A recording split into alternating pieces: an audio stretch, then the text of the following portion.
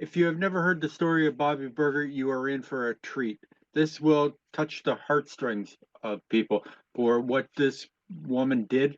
And I don't want to take up too much time because, Gary's got a lot of great stuff. So, Gary, please take it away. All right, thank you. I'm Gary. I'm an alcoholic, and we'll get this thing going as here. There we go. Welcome. I'm Gary. I'm an alcoholic, and this is all about Bobbie B, a second and last national secretary. Just to start off with, from sources, most of all of this are primary sources, include letters. There's, I don't have time to go into this in detail, but the Bobbie family collection is a private collection of letters, documents, and pictures provided by the grandchildren of Bobbie, which were in a private collection for 70 years. That it includes letters that were written by Bill Wilson to Bobbie in his own hand for purposes of confidentiality. So this was a discovery which was entirely unexpected. When this project got started, I never had any idea I was going to come across letters that no one else had seen of Bill Wilson for that length of time. But you can see there's a whole mess of other sources, including I was able to find Bobbie's grandchildren through searching, would you believe, for a misspelled last name, which Berger. But that's how I got in contact with her grandchildren, which made a lot of this presentation possible.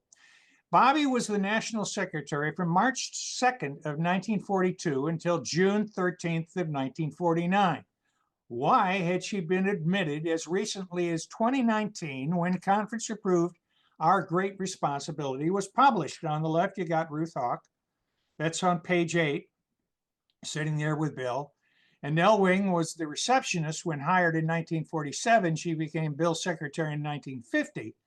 Now, does anybody ever occur what happened in between those two women? That's Bobbie. Bobbie was born in Terry.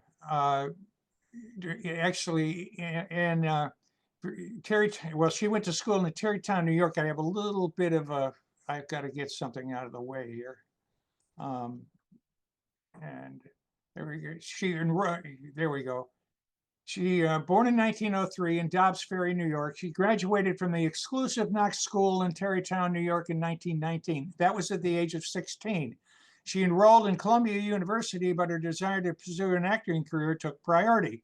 She liked to be called Bobbie, obviously with her last name of Roberts. And this is some delightful pictures of her, which we're just going to run through. These are various promotional pictures of Bobbie. We don't know when or why these pictures were developed. The ones on the left are those of her dancing career, and most likely her ballet, which are the four on the right, which were probably done earlier than the ones on the left. Again, these were promotional pictures of her dancing abilities. She's, as I can say, that she's generally speaking a pleasure to look at. She becomes a dance partner of Donald Sawyer. That's a name that has gone by the wayside, but Donald Sawyer was extremely popular in New York in the 20s. And you can see various poses, but you can see also that at the age of 21, she has gone to Europe. And this is actually from a newspaper clipping of when they had come back from Europe. She and Donald Sawyer danced for the kings and queens of England, Belgium, Austria, and Spain. In 1924, she was featured dancers in London, Paris, Deauville, Cannes, Nice, and Vienna. And she's doing all of that in 21 years old. She also, when she's not dancing with Donald Sawyer, she also has a bit of acting on Broadway. So she's a very talented at a very young age. But by 1925, here's her marriage to Norman Berger. And when I started this off, I didn't know whether or not Berger was a married name or a maiden name. It turns out it's a married name. And I swear that picture on the right has her standing on a step ladder. She looks like she's like 14 feet tall. I get a kick out of that though, but obviously it was a wedding in which people expended a fair amount of money. She did not, her father was a lawyer and rather well-to-do. I think he was a patent attorney. Um, and here we have Mr. and Mrs. Norman Berger in July. They married in July 9th of 1925. And there's Norman and Bobbie to the left. And very quickly they had two children, Gloria and Sybil is the other one. And that one was born in 27, the other one in 28. But unfortunately, Norman Berger died of pneumonia on February 18th, 1929. This was basically the one successful relationship that she had with a male. And you can see the obituary, small, rather small, in the church in which this is memorial services were held. She ends up marrying a fellow by the name of Irwin Shepard Spink in September 23, 1932. Shep pursued Bobbie for quite a while. Their relationship was volatile from their very start. Bobbie had been a dance instructor for Arthur Murray, who was actually a peer of Donald Sawyer. Arthur Murray is much better known. But Shep was employed by Time Light Publications in advertising, and to follow his up-and-coming career, he moved to Detroit roughly after a year of marriage and then to Cleveland. I'm a Clevelander, so don't take me wrong. I don't mean to insult my hometown, but either city was a prison for Bobbie. She knew no one. It could have been Siberia. What was her solution? She drank. Shep often would not come home at night due to business entertaining. Bobbie started drinking heavily. She started to suspect her husband was cheating on her. By 1936, Shep refused to be embarrassed by Bobbie's drinking, and he tried to discipline her. And so this begins a 4-year period of asylums and sanitariums. After a 10-day alcoholic binge, when she ran away from her husband and children, her father and husband found her in the South. We have no idea where that was. They decided to have her hospital at Doctors Hospital in Manhattan in February of 1936. She was released after a couple of weeks. Her husband brought the children to Bobbie's parents in Dobbs Ferry, New York, so he and Bobbie could go on vacation to Daytona. There was no mention of any need for her to stop drinking. Her drinking was being treated as a mental illness, which is incidentally rather common for the times. Shep was dining with Henry Luce, the most influential private citizen in America in his day. He was a flyer and he wanted nothing to do with a drunk, which his wife was becoming. So in 1924, we have Bobbie dancing for the kings and queens of Europe. By 1936, she's being spanked by her second husband for being a drunk. And that's actually a picture from a newspaper, Sunday supplement, the American Weekly, dated July 11th of 1943. It's a story about an Enid that ends up being spanked by her husband. However, so they didn't use her name, but actually the story that's in this newspaper is practically a biography of Bobbie. So she ends up in the second asylum in that year, the Hartford Retreat for the Insane. That place still exists now. It's called the Institute for Living. And note, we don't name things like that anymore. She entered the Hartford Retreat for the Insane in mid-May of 1936 for a few months. And this is typical how a drunk might be treated in a place like that. Re-education, typing, crafts, PE, gardening, homemaking, no basket weaving or rug making. That was considered to be a virtue. Art lectures, literary readings, bridge lessons, fashion shows. Give people dignity. See, and if you give people dignity or give them something to do or a craft or so forth, they most likely won't drink. Right. Well, Bobbie relapsed almost immediately after her release. Is anybody surprised? Now, life at Bloomingdale's, this is the third hospital that she ended up in during that year. And we don't know exactly what went on for her, but we do know what Lillian Roth wrote 10 years, 10 years later when she was there. But Lillian Roth was called, if you've seen the movie I'll Cry Tomorrow, which was circa 1954, you know the story of Lillian Roth. But she's in Bloomingdale's, which was the name of the hospital, actually New York Hospital. And she describes what it was like there, which Bloomingdale's really took alcoholics. The chronic drinker receives psychiatric and medical treatment similar to that afforded regular mental patients.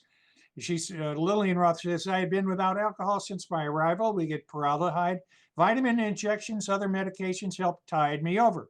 A community of therapeutic shower followed breakfast to relax us. We sat in line naked for a sheet while nurses sprayed us with hot water, then tepid, then ice water needles. That was part of the hydronic treatments that they would do. What did that have to do with getting sober? Who knows? Gym and dancing followed it, very helpful. After a while, fresh air, we were taken to mental therapy rooms. Some painted, here we go again, with a building dignity. Some sanded boxes, some made leather goods, and so on. Christmas was spent with her husband and children at Dobbs Ferry at her parents'. He announced he wanted a divorce. Bobbie left Bloomingdale's on January 2nd, possibly a suicide attempt in March. Divorce finalized in June. Shep was married a third time on December 7th of 1937 in Ohio. This is also one of the places that Bobbie ended up. We know this because of letters that her children wrote her while she was there. And just of interest that mental hospitals were typically surrounded by lovely gardens and shrubbery and so forth. And that was supposed to be part of this serenity, which would help a person who is mentally ill become more serene. They didn't have a whole lot of drugs to deal with like people do today. But that was part of the therapy. Rest and relaxation are important in relieving nervous patients of their ailments. And so that was the thinking of the times. Bobbie, while she was in one of these asylums, and it's still a mess, she encountered Marty Mann. Marty took, and this is out of the book, Mrs. Marty Mann. Marty took one look at the patient, which was Bobbie, and decided she wouldn't spend any effort on her. Didn't have one chance in a million. But Marty was wrong. This woman did make it. Her name was Bobbie. The misspelling of B-O-B-B-Y is common. It was B-O-B-B-I-E with the proper spelling. Bobbie eventually became the secretary of A.A.s General Service Office, and her name was known to A.A.s all over the world. Again, that was out of Mrs. Marty Mann. Marty learned that one can't reliably predict what newcomer will get sober and who will not. And I'm sure people that are listening have had the experience that I've had. Some goof that you think is just some loser somewhere ends up being a stark, sober, wonderful service work and everything else. And the guy that you think has everything going for him gets wasted. Who can figure out who's going to get sober ahead of time? This is Bobbie's letter to Lois, March 14th in 1940, and it was written to Lois most likely since she was living at the 24th Street Clubhouse, so Bobbie most likely, and Lois was also attending AA meetings at the time, so Bobbie thought she would write the woman that was present at these meetings. My dear Lois Wilson, your name was given to me, blah, blah. May I please attend your meeting on Tuesday, March 19th at Steinway Hall? That's quite a prestigious address. I'd like to attend with the hope of becoming a permanent member if I qualify. Well, she had a little trouble to qualify because she had a reckless driving charge. She hit a parked car, mounted the curb, and hit a pedestrian. Then you see the headline, Dobbs Ferry woman faces driving charge. This was reckless driving, but this was a civil case at the time, not a criminal one. The guy who was charged her was the pedestrian that Elliot Evans, he's the guy that she hit. So again, she had a little bump in the road when she first tried to get sober. But she did get sober. The first documented activity of Bobbie sober involved Bill Wilson and her 12-stepping Mac, which was Bobbie's boyfriend at the time, by driving him to High Watch Farm, which was the retreat/treatment center of the time in Kent, Connecticut, 80 miles away. Bobbie had a car at this time. Bill and Lois seemed to often lack transportation. They were often driven places rather than drive themselves. First mention of Bobbie in Lois's diary has Bobbie, part of a group from High Watch Farm that went dancing on Saturday night, July 13th, 1940. The next day, Lois credited Bobbie getting the dinner for the group. So she's getting very involved with the same circles that Bill Wilson was part of at that time. Activities at High Watch Farm in Dobbs Ferry in New York from the diary of Lois. On Saturday, August 3, Bill and Lois were driven to High Watch Farm. Abby was supposed to come along, but was drunk. That's Lois's diary, and no mention of Bobbie yet. The following Friday, August 9th, Bill, Mac, and Lois took the subway to meet Bobbie and Dick Stanley. He's the car smasher from Ohio. Bobbie drove them all to her home where they had dinner. Then she drove them to High Watch Farm where they all spent the weekend. So she was functioning as a driver for the group. Then she provided transportation back. On Saturday, August 17th, Bill and Lois took the subway, were picked up by Bobbie, and they together spent the weekend with Mac at Dobbs Ferry at Bobbie's parents' home. And so actually, Bill and Lois, of the 50 places that they lived in that 2-year period when they were homeless, one of the addresses happened to be at Bobbie's parents. Bill rescues Bobbie when she goes haywire, and this is because the boyfriend, Mac, got drunk and allegedly was with another woman. Bill was driven by a Jack W. to rescue her. She was found at Mac's apartment. This episode has been referred to as when Bill 12-step Bobbie, as if this was her sobriety date. He did give her sedatives. Bill took the keys to her car, and according to Lois's diary, he did not come home that night. But by October 10th, all seems forgiven. While Bill left for an overnight visit to Philadelphia, Lois had dinner with Bobbie and Mac before attending an AA meeting at the 24th Street Clubhouse. Apparently, all was forgiven. This is just one of the many pictures that we have of Bobbie. It could have been taken in Connecticut or New Hampshire where she vacationed. It also could have been at High Watch Farm. Major events in 1941 related to Bobbie. She became secretary of the 24th Street Clubhouse, which opened in February of 1940. When she became this was a paid position. When she became secretary isn't exactly known. Dick Stanley, again, the car smasher, warned her about overdoing. She ignored the warning to her peril, as that turned out. Very involved in responding to the Saturday Evening Post article written by Jack Alexander, and she was so active that in Lois Remembers, the Al-Anon book, Lois remembered it being Lois and Bobbie who answered the Saturday Evening Post articles that came out in March of 1941.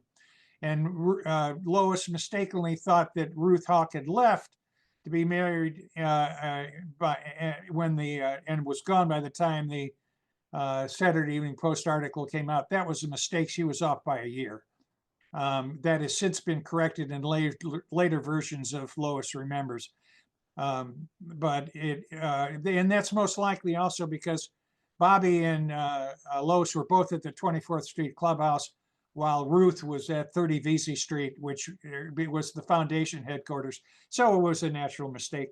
But also, interestingly enough, the AA prayer, which we know is the Serenity Prayer these days, arrived that became known eventually, but we don't know when, as the Serenity Prayer. Bobbie started using it immediately, and it sent that out in much of her correspondence. This is the only picture we have of Bobbie B and Ruth. These remained good friends after Ruth moved to Cleveland after she was married. These are the only picture we have of the two national secretaries together. Bobbie becomes national secretary, of course, when Ruth left.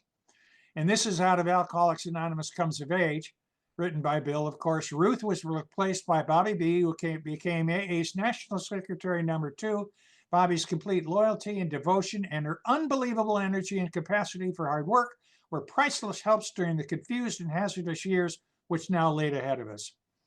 Around March of 1942, we should celebrate this, incidentally, and it's being March now.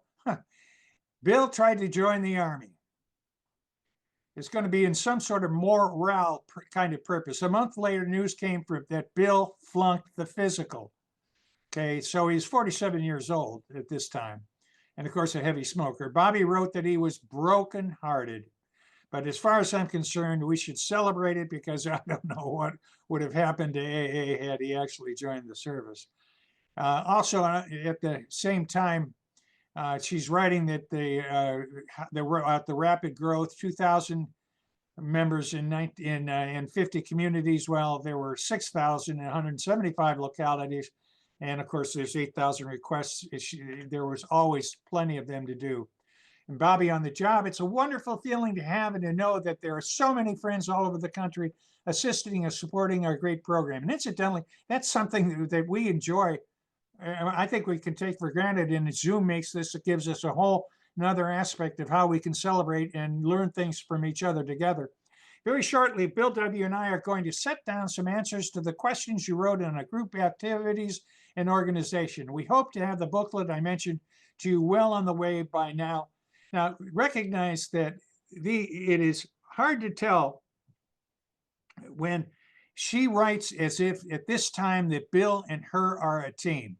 And it's very true that Bobbie learns to write like Bill writes. And we're going to see in a moment that when Bobbie starts writing, particularly to Australia, you can't tell who's writing and to what degree these, at this time, Bill and Bobbie were a team is conjecture, but it seems to be the way Bobbie writes. She at minimum was the sounding board. And of course, she was the only other alcoholic that was employed at what we call the GSO, or it was called the foundation back then, until mid 1946. So she was the one that understood. She was the ear for Bill at the GSO, again, what we call the foundation. But she's saying she can't promise when. She's hoping to help out Bill on more. Now, this is just a aside. This is actually from her big book, a first edition from, and you can see it's September 25 of 1942. So it's no longer, it might be a third printing, who knows. But from my devoted helper, my loyal friend, Margaret Berger, affectionately Bill, that again, her big book is in a private collection, as is this picture. It's impossible to see the signature, which is in the lower right-hand corner. This is Bill, Dr. Bob's picture to Bobbie. Boy, this sold in auction for at least $12,000, and it now is in a private collection as well. Now, you got to remember, this is before traditions. So we have in this week, Bobbie's taking the reins of being a secretary, national secretary in March of 1942, and there's this little item called World War II. And so we have, this is on page 38 of the newspaper clippings in the first folder. If you ever go to the GSO yourself, you'll find this national defense and self-preservation in the newspaper clippings. And interesting, I will keep myself fit physically, mentally, spiritually to be ready for any crisis and to discipline myself for strength. I will go about my business with a clear eye, a cool head, and a stout heart, neither scared by wild rumors nor deluded by false security. I will help build my town as a wholesome, balanced community, because if all the communities are sound, America will be sound. I will work for unity among all people. This is kind of a blown up statement of responsibility. It goes into more detail than that. But again, it's filled with patriotism in an era of obviously of total war and eventually 15 million men in uniform. A plan for A.A.s in the armed services. This is Bobbie's writing. All we know, many of our members are now in the service of the United States. We are justly proud of the work they're doing. She's going to end up tracking where people are that are in the military. She wants to keep track of their addresses, so when people arrive at a new location, they can find out whether or not somebody from A.A. is already there and whether or not there might be already a meeting. By the first time the first grapevine was published in June of 1944, she had been doing this for up to 300 members. How to sponsor a country, Australia. Now, here's an example of what I was just talking about. This is the Dr. M of Sydney from Bobbie. And who really wrote this? It could have been Bill. Of course, it was Bobbie, but it could have been Bill. Our members come from all walks of life. Our spiritual concepts are broad. Our members are Catholics, Protestants, and Jews, and most nationalities are represented in round figures. We believe we have about 1 woman member to 7 men. Alcoholism is no respecter of race, color, creed, or sex. Any may become alcoholic, but all can recover if they wish and have no additional psychoses. Many groups in this country have started from scratch with nothing but our book and some correspondence with the central office. We realize the difficulties of rapid mail service between here and Australia, so I'll write at length. Bill W., who wrote the text of the book Alcoholics Anonymous, and I are now editing a compilation of group experiences over the past 5 years. This may be out this summer. We will be glad to send you a copy if you're interested. Was there any output really of the group experiences over the past 5 years? Who knows? Was any of that ending up being in the tradition? Who knows? But it's the kind of questions you can end up asking. We just don't have any conclusions. But also, when we look at the forward to the first edition, it says we are too few at present to handle the overwhelming number of personal appeals which may result from this publication. That's why they wanted to remain anonymous, because they're afraid of being overwhelmed. For the same reason, that's why their phone number was unlisted. Until at least October 20th of 1943, they were afraid of being buried underneath phone calls. So they only gave out the phone number to people that needed it. And so Bobbie was the essential day-to-day conduit of communications for almost all of Alcoholics Anonymous domestically and internationally, except for cities like Cleveland and Chicago that had formed intergroups. And until, as I said, until at least early 1946, Bobbie was the only headquarters staff member that was also an alcoholic. That means that she did the correspondence back to the fellowship. And most of the time, what she was doing is answering letters that were written to Bill. And she was the one that was protecting Bill and providing the responses. A.A.'s cooperation with the war effort. This was a case that there was a fellow by the name of Warren in Kaiser Shipyards in Richmond, California. The company listed him as a member of Alcoholics Anonymous. Again, we're before traditions. In the meeting there, the Richmond group openly helped keep employees sober. The effort was reported to have saved 44 man-years. Different at DuPont, where an AA member was confidentially employed as being a member of the personnel department, all drunks were rerouted to him. AA reprinted 1,000 copies of 2 employers with the purpose of assisting the war effort. These were to be distributed to defense plants. Entirely a change of subject. This is the first letter that we have that Bill wrote directly to Bobbie, and it involves Spook Night, June of 1943, which proves how Bill was willing to share what was really going on with his life with Bobbie. And this was again written in his own hand. I won't go into detail with this, but the fellow who was there was Pa Powers that was an utter skeptic, and all the events that night ended up happening to him. And this Pa Powers was the father of Tom Powers, who became a very good friend of Bill for a while and was the founder of Addictions Anonymous later on after a falling out with Bill. And this is another one of Bill's letters, his own handwriting on the train to headquarters on August 13th, 1943. The only thing that's wrong about the exhibit to the right is it should be in color. And if it was be in color, it would be in yellow. All right, but this is Bill.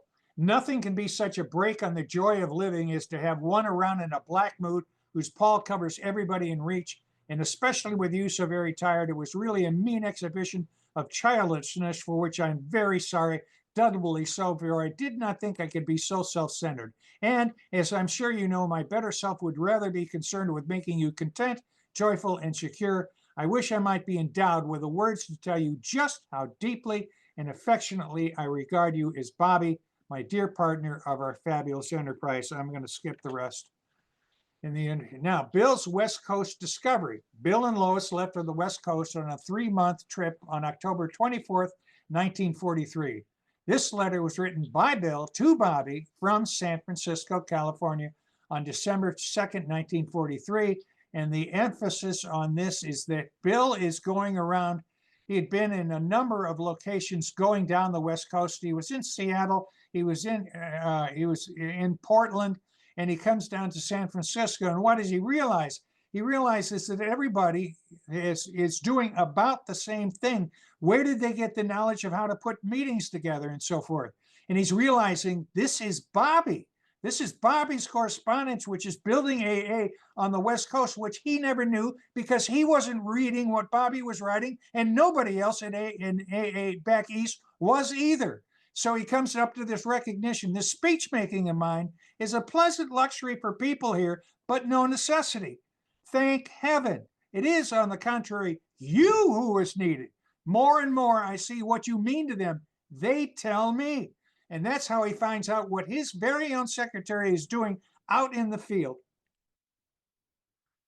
This is a rare newspaper quote by Bobbie, because even when she traveled with Bill, which was done not all that terribly often, everybody always wanted to go to Bill.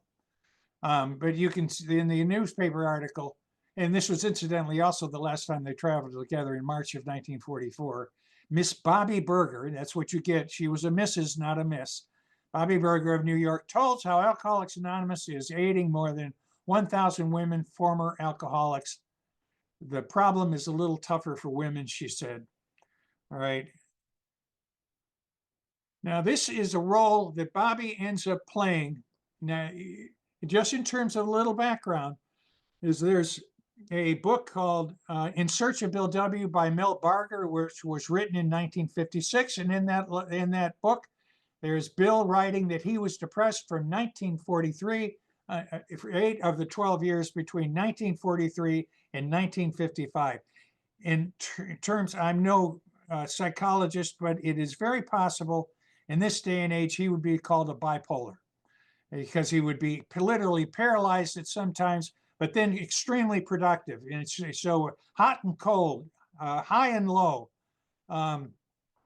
Bill, becomes Bobbie's responsibility to protect Bill from us. So she writes June 30th, Bill is being forced to taking a vacation. July 31st, he's been away from the office for a month and is not expected back. August 15th, the doctor has asked that Bill not receive any so-called business mail, so I'm holding your letter until it returns. I'm sure you will understand and agree that we must think of Bill's health first, so long he only thought of us. And so she is ending up again, the name psychiatrist or psychologist, nothing like that is ever mentioned. It's always the doctor. This is a 1944 Christmas greetings out of the Cleveland Central Bulletin. And the only thing I'm reading out of this is showing this is the company that Bobbie was keeping at the time. Merry Christmas to you all, from the trustees, from Bobbie, and from Lois and me, Bill Wilson. That is a triangle.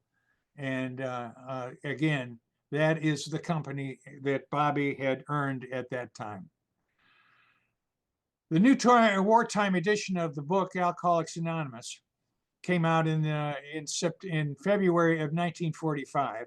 This is Bobbie's writing in a bulletin to the fellowship. Because of the acute shortage of book paper, we have repeatedly, on order of the War Production Board, reduced the weight of the paper used in the book Alcoholics Anonymous.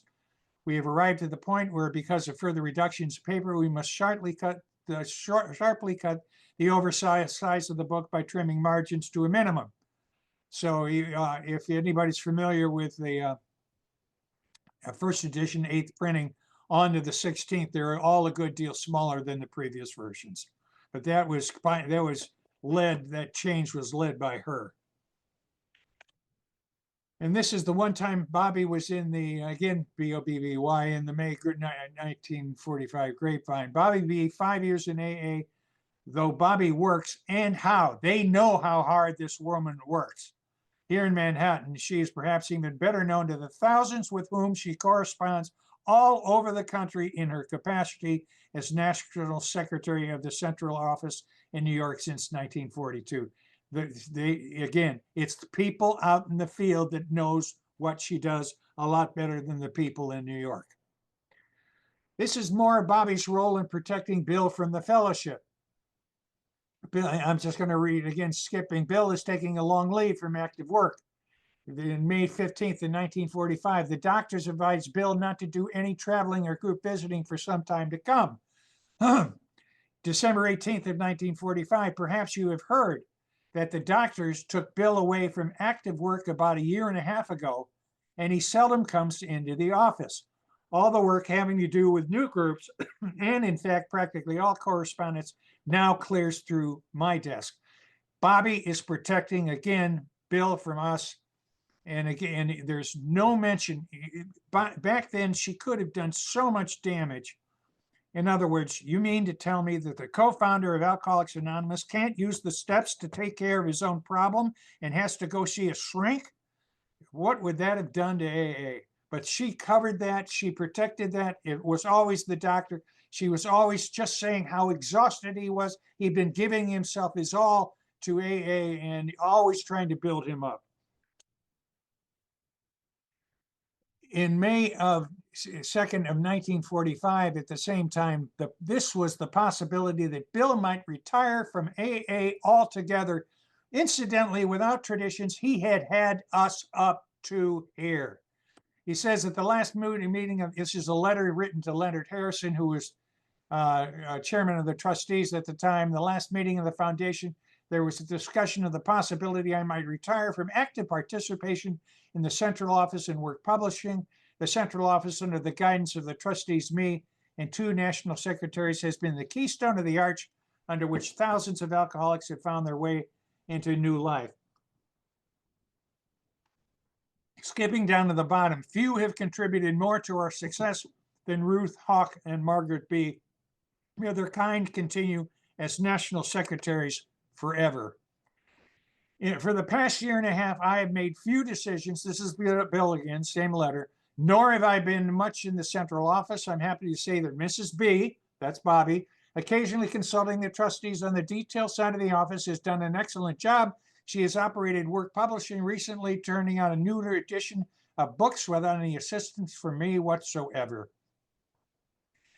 Skipping down, we might be faced at any time with a problem of finding a new national secretary. Someone would have to train the new secretary. That would be about a 2-year job, assuming we were lucky enough to find the right one. Consequently, it seems of prime importance that we assure a thoroughly qualified and understudy as soon as possible. This is one of the pictures of Bobbie that was actually on the internet before the collection of pictures that were discovered that came from Vermont as part of the Bobbie family collection. This is the Empty Jug, and if you ever want an example of why we need traditions, this is probably the outstanding example of them all. Carl K. got sober after some false starts on July 18th, 1944.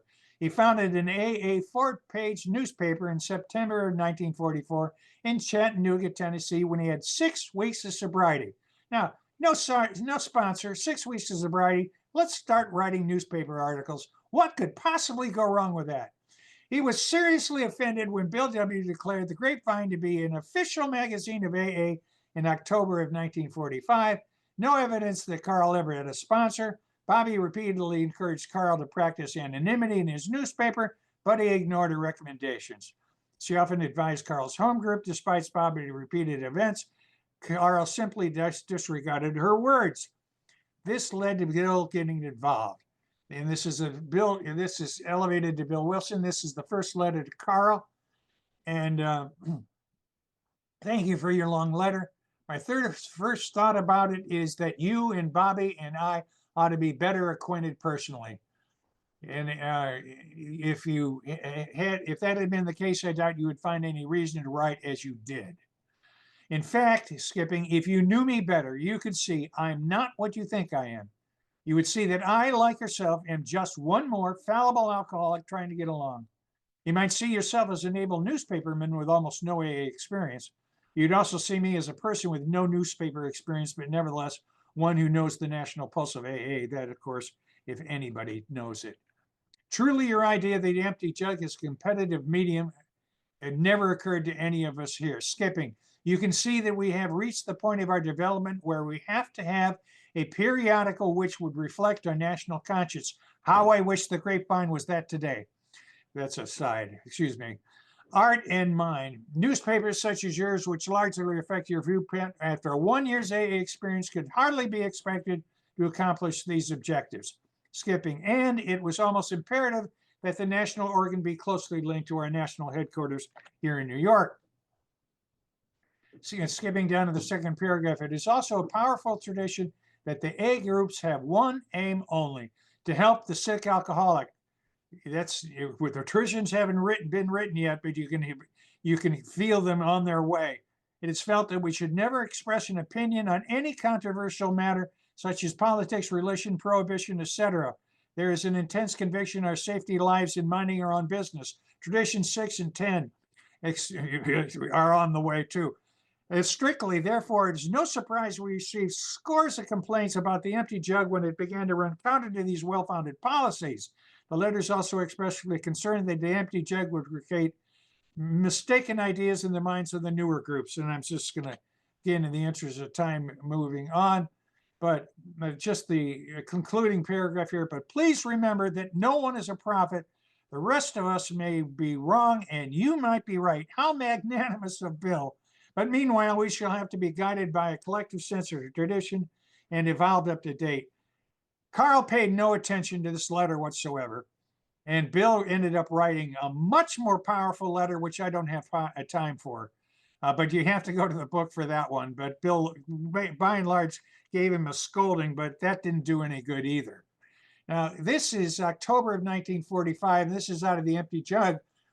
Yes, we know these things, and if we took a drink too many drinks or many drinks too many times, we would know what would happen beforehand. But teenage boys and girls do not know these things, and the caps are in the original, and they are not told by them by the liquor advertising or the various mediums of expression, such as motion pictures, radio, and magazines, most of which have various tie-ins with the liquor industry.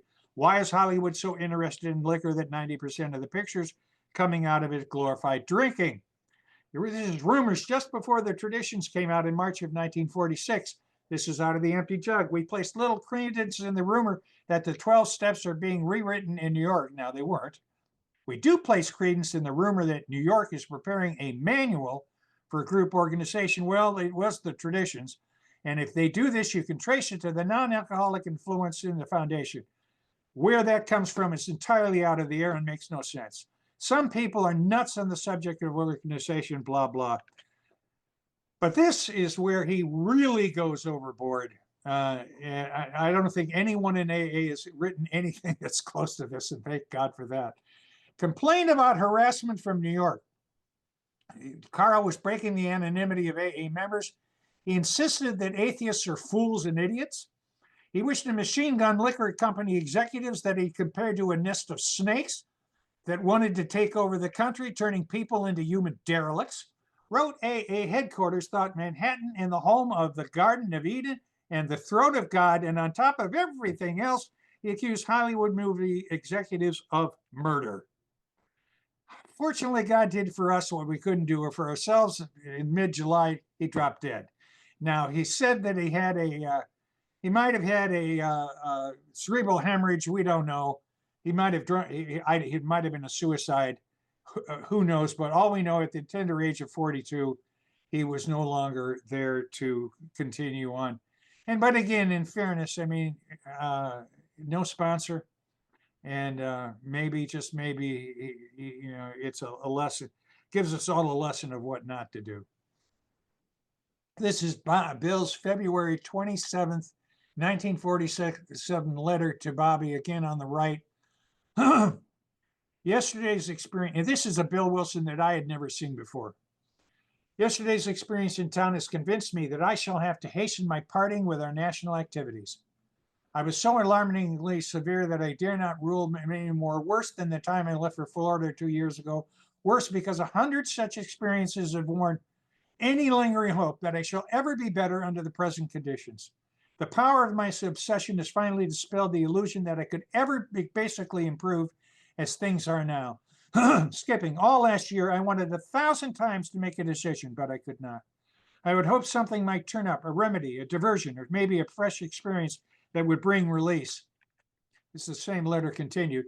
I didn't want to throw the full burden of our national affairs on you and the others. I could not leave unfinished tasks undone, for whose completion I felt terribly responsible, so I continued my misleading course without a rudder. And for these same reasons, I'm still on that same course, yawing badly, heeling over dangerously. Shall I keep on like this? And if so, for what good end? And with what?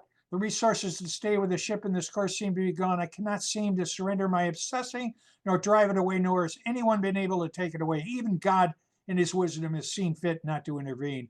I lived on borrowed time and I feel I belong to AA, that I had no right to make this new bid for personal freedom. Feeling no ability to decide that conflict, I collapsed. It's the same way about coming to New York. When here, I'm irresistibly drawn there. When there, I soon must find back here. That deadlock can't continue too much longer without serious consequences. There has to be a decision, and I don't see how it can be the decision to stay on. We've given that one a 2-year trial, nor can one stand forever the whipsaw of indecision. Meanwhile, Bobbie's personal observations about Bill. He's tops in my book, and there never was, nor never will be, another Bill Wilson. That was written in 1943. He is such a naive person that hasn't the slightest idea how truly great he is. It takes a Bill to turn on the light, so to speak. Someday, all this early history will be written. I suppose in Bill's biography, for I can see that coming in if he can't. That was also November of 1943. Bill is given his last 10 years without any thought of himself. That was August 9th of 1944. There are many other letters like that. Bobbie in San Francisco in October of 1946. Where that was, she spent a couple of weeks in San Francisco. And while she was there, here's the Luella Parsons gossip column of October of 1946. Here in our town is Margaret B., secretary of the National Alcoholics Anonymous. She came close to a deal with Hal Wallace for putting Alcoholics Anonymous on the screen, but the deal will not be actually closed until she approves the script. When one of our well-known agents offered $50,000 to buy it for Leo McCary and later for Monogram, Miss B replied, "We're not interested in money. We represent half the wealth in the country. We're interested in helping people. The only reason for putting the story on the screen now is the belief that someone who is cursed with a craving for drink can be encouraged to overcome it. Not a single word of any of this is true." But that's what you get in the gossip column. It was that was spread over. It was a very, very popular gossip column, but it's also what you get unfortunately, when someone, for whatever reason, has an agenda to make up a story. Now we go post-World War II to the explosive growth from 1945 to 1949. You can see you look at the numbers, everything went up almost 4 times. Everything almost quadrupled. Headquarters went from only tripled from maybe 6 to 18 or 20. The groups went up probably, that's 5 times, and the members went up probably 5 times. And at that time, Bill had been writing a document called the Alcoholic Foundation of Yesterday, Today, and Tomorrow, and he's trying to plan out the future. And at this time, the idea of rotation has not occurred to him. Not at the headquarters office because it was too small. At the general office, a vast outcome of 9 years, exciting experience reposes our files in the heads of 2 secretaries. Because of the station at heart of AA, they are bound to have a broader view than most of us. Out of strenuous experience, they have developed effective ways of handling the multitude. The 2 secretaries are Bobbie Berger and Charlotte Lappin, who by then was hired as an assistant to Bobbie, and a very competent assistant. They have an immense personal acquaintance that stretches all over the globe. That's also true because during Bobbie's tenure, they went from 2 countries, America, United States and Canada, to 24 countries. But here comes the wave of the future, and the wave of the future first starts to show up by Bill writing 2 articles in October of 1947 in the same AA grapevine. Times have changed. If everyone knows, AA has since exceeded our wildest expectations. Speaking for Dr. Bob and myself, we feel that we Ulsters need not take the prominent roles we once did. AA leadership has become happily and healthily a rotating matter. And the other article in the same grapevine, AA may be able to function upon the power of its own fundamental principles rather than upon the prestige of inspiration of highly personalized leadership. That was Bobbie, because she signed everything she was sending out from from the foundation with her first and last name. Thus, the whole can become of transcending importance over any part. Continued unity and success can then most depend upon God, as we understand him working vitally into thousands of hearts rather than a few. So when Dr. Bob, or Bill is preparing for Dr. Bob and Bill W. to no longer being there, in effect, he's also preparing for Bobbie to no longer be there. Bobbie's observation in January of 1948. Bill is struggling, and underneath all my agreement, I realize his wisdom. A.A.s must one day learn to operate without Bill, and he hopes to see that structure go into effect while he is around. That's also without Bobbie.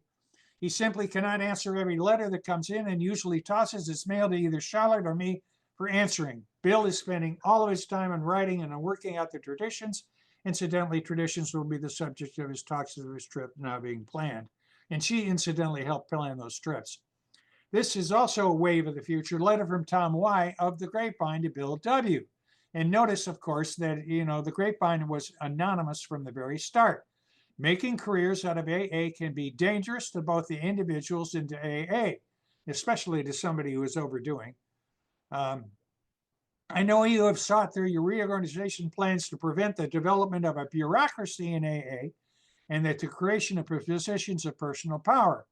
As an individual AA, I also think that the more widely the policies of anonymity in office, rotation of office, principle over personality, and service over career can be applied to all AA activities, the safer the future of the movement will be. Of course, Bobbie was not anonymous to anybody that happened to be in this fellowship, and there was no such contemplation yet of any kind of thing as rotation having to do with her responsibilities. Bill's 1948 Christmas message. To nearly everyone, Christmas thoughts of warm ties be renewed. Now I'm just going to skip down to the end. Yes, it's a Merry Christmas indeed. Signed, the trustees, the Grapebiners, Dr. Bob, Ann, Bobbie, Lois, and I wish you the happiest of New Year's. That's the top shelf of AA, and Bobbie is right there among them.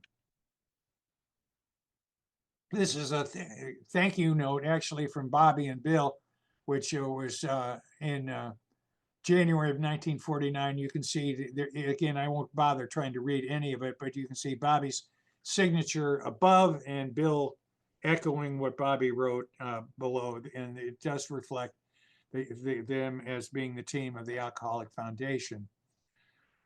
The workaholic defined. This is put in because to give background to Bobbie. According to the Oxford English Dictionary in 2014, the term workaholic first appeared in Canada as a satirical reference in April 5, 1947 edition of the Toronto Daily Star. If you are cursed with an unconquerable craving for work, call Workaholics Anonymous, and a reformed worker will aid you back to happy idleness. And this is Bobbie's letter, which reflects her workaholism. Much as I would like to visit Binghamton some Saturday evening, I would have taken a rain check as I have many other similar invitations. Bill had the same problem. Believe me, I appreciate you wanting me, but I just cannot leave the office for any length of time, and it follows if I do accept one invitation, I must accept many. Also, I haven't been feeling too good for the last few months. She's starting to wear out. So the doctors told me on a pretty rigid schedule, complete rest while I'm in the office. That might have been Dr. Tebow, we don't know. Today is one exception. I brought my dictating machine home to help get caught up, and I am in my own apartment with about 5 hours of correspondence. So she's trying, even though she's home, she's trying to work on her wire recordings. Bobbie's April 13th, 1949 letter regarding Bill's trip to Des Moines and Minneapolis. He intended to visit Denver and some of the larger centers last year, but his health gave out. He did go to Des Moines, Iowa, and Minneapolis, Minnesota, because he had definite commitments. A larger conference had been planned, but his doctor would not let him take on anything more. Again, here she is protecting Bill from us. He has been very inactive in all AA affairs for some time. Perhaps you did not know that he has been off and on the sick list for 4 years. This poem is dated June 10th of 1949. If you see a tall fellow ahead of a crowd, a leader of men marching fearless and proud, and you know of a tale whose more telling aloud would mean that his head must in anguish be bound, It's a pretty good plan to forget it. If you know of a thing that will darken the joy of a man or a woman, a girl or a boy, that will wipe out a smile or the least way annoy, or cause any gladness or brightness to cloy, it's a pretty good plan to forget it. That's the last thing she wrote as National Secretary for Alcoholics Anonymous. She resigned on June 13th, 1949. She likely had relapsed previously. She later wished to know or learned why she drank. No one could be more grateful than I. This is her writing to Leonard Harrison, chairman of the trustees. No one could be more grateful than I to be here with Dr. Tebow. I had hoped and often prayed to hang on until August and a vacation, but that would have been only a temporary solution to something which had been fundamentally wrong with me for years, probably long before I found AA. The compulsive, frantic activity which I misnamed necessity turned me into a machine which could not stop until it broke down in every way. No one ever made me or even asked me to work as I did. I just couldn't help it, and they didn't know why. Out of this chaos will become something better than I have ever known, and perhaps someday I can be truly useful, maybe for the first time in my life. That chokes me up and that's a deep down depression. For her to say that she hasn't been useful until, and maybe would be for the first time, that's depression. And jumping ahead, the A.A. service manual combined with the 12 concepts for world service, as Bill Wilson wrote in 1962 under concept 11 and rotation, and he wrote this in 1962. Our primary reason for the adoption of rotation and equal staff pay was the security and continuity of the office. We once had the conventional system of one highly paid staff member, that was Bobbie, with assistants and much lower pay. That much is true. Hers had been the principal voice in hiring them. Quite unconsciously uncertain, she engaged people who felt she would not be competitive with her. That is categorically false. Charlotte was extremely competent and much more of a business person than Bobbie was. But that's what Bill has a point here. He writes in parables and he wants to make a point. Meanwhile, she kept a tight rein in all the important business of the place. Bobbie was delegating to Charlotte and also to another lady by the name of Anne. A prodigy of wonderful work was done, but suddenly she collapsed, and shortly afterwards, one of her assistants did the same. Actually, that is not actually terribly accurate. She did collapse. The assistant collapsed actually before, but Bill's memory is not accurate in this. But what is really false of this, so much that we have lost $50,000 in 3 years of group contributions. I can't go into that now, but I will see. I have looked at the finances between 1948 and 1952 and did a lot of research on that.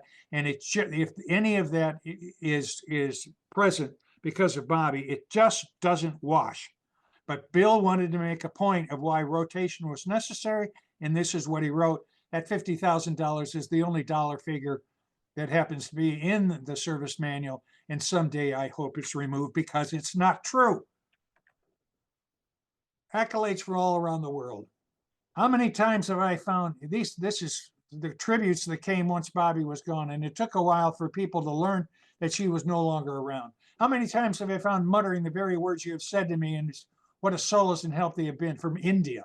We are no longer struggling as a great part due to your help and encouragement, Ireland. The work you have done for A.A.s states abroad will go on now. A.A.s remembering always with deepest gratitude how much they owe you, Australia. Your love for AA has paved your every thought and action with inspiration and encouragement for the sick alcoholic. Massachusetts. We got Michigan, Kentucky, Illinois, and there are many more of these than I have time for that came from all over everywhere. And also, here's the handbook for the secretary, which was announced in September 9th of 1949, 3 months after she left, but her handwriting has to be all over that book. Bobbie's amends to Bill and Lois, which is dated again September 16th of 1949, 3 months after she left and resigned. She writes, I understand that you are still feeling badly. This is written to Bill and Lois. I'm sorry more than I can tell you. and I so wish I might find your way out of your darkness. I thank you often and pray for you much. It is so much easier to pray for others than for one's own self. Have you ever been able to understand how much I wish I could have avoided the pain caused you and Lois? It is beginning to come to me that these things cannot be explained in words, but are only felt through understanding. Because of my illness and the so little I know now of it, a small bit of the suffering you have gone through is clear to me. About 8 years ago, you opened the door to 30 Vesey Street, which was the headquarters of the the foundation, now the GSO. And in doing so, you gave me what might have been a useful life. Along the way, I took a detour and lost myself. I hope one day I can earn the right to do something so you will feel your faith in me was not completely misplaced. Bill's reply 11 days later. You said you felt sorry you had caused Lois and me disturbance. So far as I'm concerned, that will always be quite the other way around. I cannot doubt my own obstinate, yes, downright willful illness hung like a millstone around your neck. God knows how long I've been learning, too, that self-condemnation leads so subtly, but oh so surely, to the condemnation of others. I often wish the word blame could be taken out of my feeling and speech forever. I have always looked up to you. She probably stood only 5'2". He was 6'4". I have always looked up to your illnesses notwithstanding as a person of marvelous inner integrity, something far more basic than I ever had. I want you to know how much I appreciate this great gift of yours, how much you went all out to share it with me. The trustees recognized Bobbie this is a letter from Leonard Strong written to Bobbie in after it's November of 1949. This is them guaranteeing that they give her a gift of $3,750, plus they give her medical expenses of $2,000. If you put those two figures into inflation, her severance pay from Alcoholics Anonymous went up to $77,000. And I look at that as being a recognition of these people starting to recognize what she meant to them. Bill's Christmas letter to Bobbie, December 20th of 1949. Christmas makes me want to say some things, not new things, just old ones you mustn't ever forget. I want you to remember, since I'm the only one who can have any real idea what your labor for A meant to its infancy, just how much I appreciate and love you for that. Then there is your capacity to devotion, which Lois and I and so many have been continuous receivers of for years. Though in my case, your unswerving loyalty was so often undeserved. Also, I believe that pain can be and usually is the price of touchstone of progress. Anybody get the 12 and 12 out of that? But step 10, step 10. But I know it's hard to cling to that fact when suffering is intense and you feel done. I now understand what must have been your feelings as you helplessly had to watch me stuck in the murk. If only neurosis could be more enjoyable. This is what both of those letters look like. Again, again, the originals are yellow. Bobbie went on to Hollywood. It was a technical advisor in a couple of movies. This was she, for some reason or another, took the I out of her name, and but you still got Bobbie. And she was in a Kroger Bad movie, One Too Many, released in 1950. She was also an advisor for the Hal Wallace movie Come Back Little Shiva, which in 1952, which starred Burt Lancaster and earned an Oscar for Shirley Booth. She also stayed close enough to A.A. so that she was the fourth person to sign the 29-page memorial book that was on display at Dr. Bob's death. She was the fourth one to sign it. You can see that yourself if you go to Brown University. Bill's letter to Bobbie, Christmas of 1950. Never has there been a Christmas where old friends were such a cause for gratitude, and none do I owe more than you those days when we were together, when we helped fashion the shapes of things to come. And that's precisely what they did. Are set down in my book of never to be forgotten. My endless thanks to you, dear Bobbie. Should 1951 bring any cloud, may it soon be dispelled, and may I help you do that. For now, Merry Christmas, dear partner. This is Bobbie dancing with her daughter Sybil's wedding with her son-in-law, Robert Edwards. in June 28th of 1952. This 99-page dream diary was part of the original papers that were sent down to me from Vermont. If there are any, we have that quote in the 12 and 12, almost without exception, alcoholics are tortured by loneliness. This diary began in June of 1949 at Blythewood. Soon after her resignation, the entries continued until mid-1952. And I will tell you, there are no happy endings in this. If she had any pleasant dreams, she didn't write them down. Death or murder or tragedy were often subjects. She was tired of living alone. She was drinking, or drinking accusations found most often along with her resulting guilt, punishments, sanitariums. Not one dream about pills. Charlotte was Bobbie's best and probably only female friend. No evidence of her presence in New York after the summer of 1949. That was Charlotte. Dreams about Bill Wilson occurred frequently. Sometimes she felt close to him. Other times she felt she was being hardly judged. Sometimes she was back in the office, but ignored. No question she loved Bill. Both of her Bobbie's daughters insisted about that she loved Bill. But a lot of women loved Bill too. Her parents and daughters were often subjects. A.A. mentioned only a few times. No sponsor. Dr. Tebow and about 20 dreams. 16 dreams of unknown men. Sometimes she was engaged, sometimes married, sometimes abused. Suggests she was a blackout drinker. Lois loses jewelry. Often dreams of men she met in Europe during her dancing career.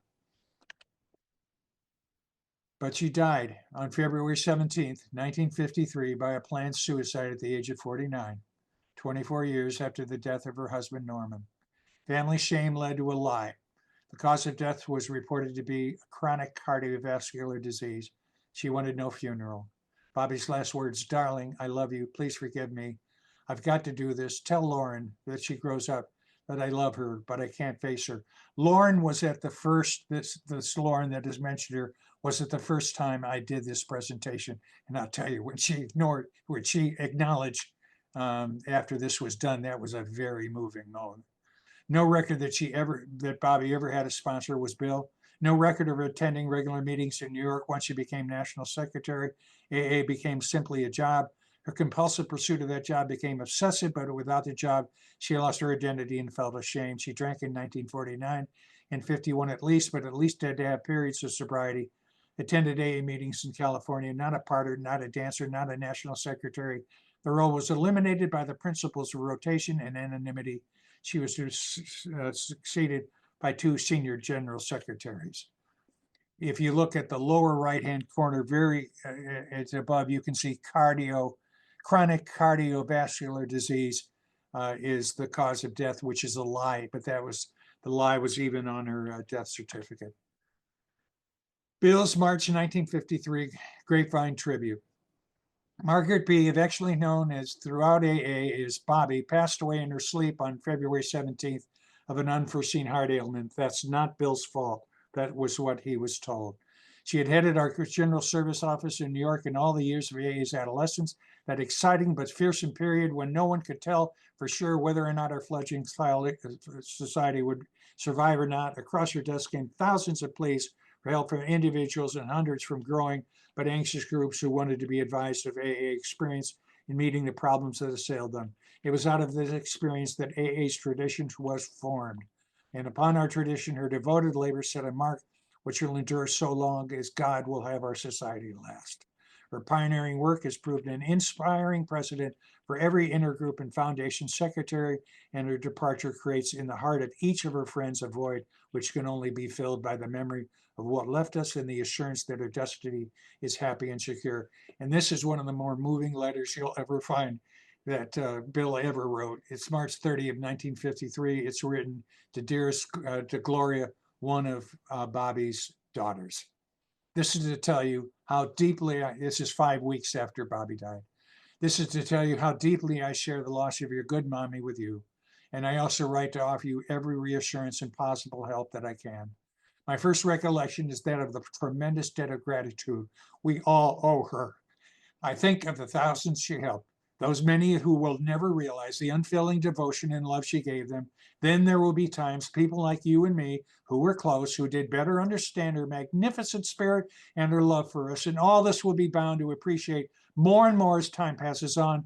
I know this will be true for me as it is for you. And my great regret will be that I failed to return in kind all that she gave me, that she never seemed to receive from life all that she put into it. Yet I am sure you must share with me in comforting thought that her new life, a little way out of our sight and hearing, has only begun, and that it surely must be filled with a bright promise, for no one that I've ever known could be more deserving. If at any time you feel the need of anything that I can do for you, please call me instantly. Thus I shall be able to show you the affection I bear for your mother and for you devotedly, Bill.